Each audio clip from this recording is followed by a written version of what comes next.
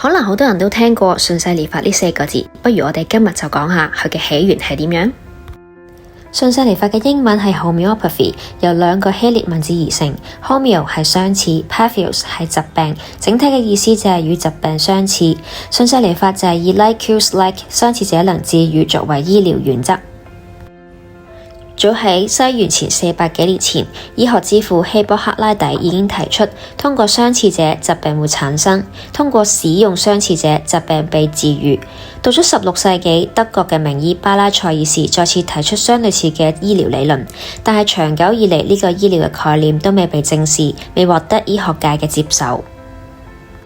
16世紀末嘅西方主流醫生呢，主要係以放血、水蛭、抽氣罐、瀉藥同埋砒霜呢啲令人毛骨悚然嘅方式治病。歷史記載，美國華盛頓喺1799年就係因為患有感冒而接受放血治療，被放出2.4公升嘅血液，最後就係死於虛弱同埋脫水。係咪好想聽落去呢？記得追蹤我的新生活，我會有更多資訊分享俾你。